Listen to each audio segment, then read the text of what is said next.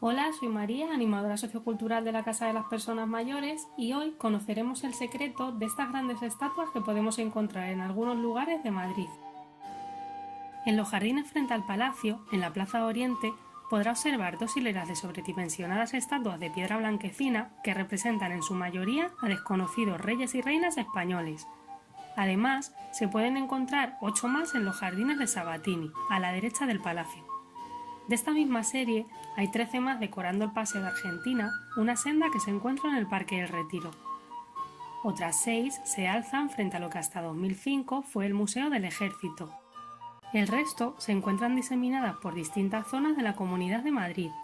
En San Fernando de Henares hay una y en el Monasterio del Paular 2. Pero aún hay más. En Toledo hay 6, en Burgos hay 8, en Vitoria 4 y en Pamplona otras 8. ¿Quién encargó todas estas estatuas de vetustos reyes y reinas, sumando un total superior a 100, y por qué están esparcidas por todo el país? ¿Respondían a un plan de algún excéntrico monarca? ¿O acaso a la obsesión de un amante de las estatuas que acabó enloquecido?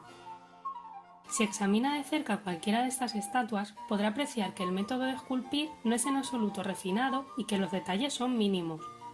En el trabajo de escultura de algunas de ellas, la cabeza parece haber sido esculpida por separado. Uno podría llegar a pensar que ésta cayó sobre los hombros de la estatua por azar y que es intercambiable con las demás. Esto es una señal inequívoca de que o bien los artistas eran mediocres o que las estatuas se esculpieron para ser vistas a gran distancia, lo cual se contradice con su localización actual. ¿Para ser vistas desde una gran distancia? ¿Desde dónde? La historia se remonta a la época en la que el palacio estaba siendo ampliado durante el reinado de Carlos III. En estos tiempos, el arquitecto que modificaba el palacio, Francisco Sabatini, tuvo la idea de coronar la cornisa del palacio con estatuas de todos los reyes y reinas que gobernaron las diferentes regiones del país desde el año 417 después de Cristo hasta el siglo XVI. Una especie de libro de piedra, con la historia de la monarquía española, donde las páginas serían las 112 estatuas que se esculpieron. El rey dio su aprobación y más de 20 escultores emprendieron la descomunal empresa.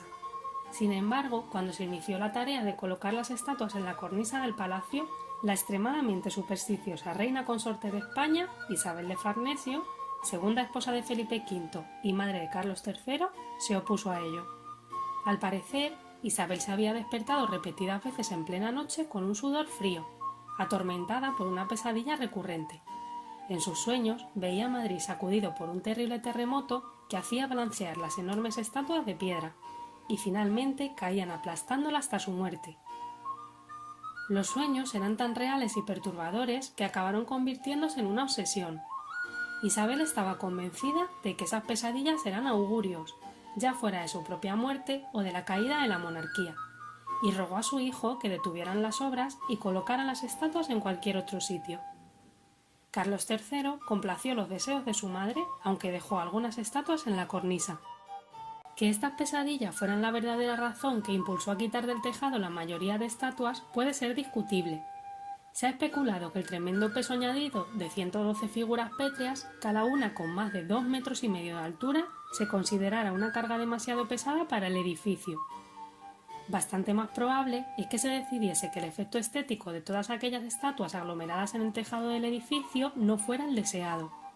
En cualquier caso, existe un consenso unánime entre los historiadores en cuanto a que la mayoría de estatuas nunca se colocaron en el tejado.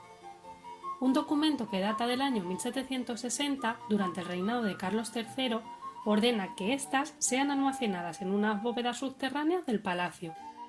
Bajo el reinado de Isabel II, en 1842, algunas estatuas fueron sacadas de los sótanos y distribuidas por todo Madrid. Aún así, al haber tantas, muchas de ellas se quedaron en los subterráneos y la reina decidió donar muchas más a las mencionadas ciudades repartidas por el territorio nacional.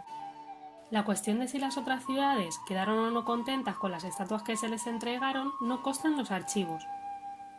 Si observa la fachada del edificio del palacio, verá las repisas vacías donde debían ubicarse las estatuas.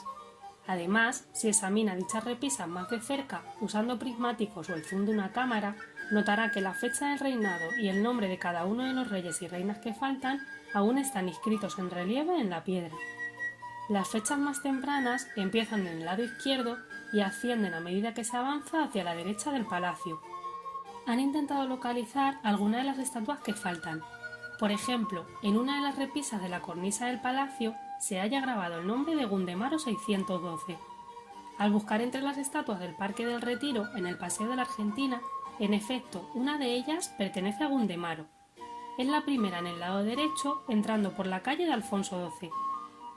Sin duda, el resto de los pedestales vacíos corresponden con otras estatuas que están diseminadas por todo Madrid y por el resto del país.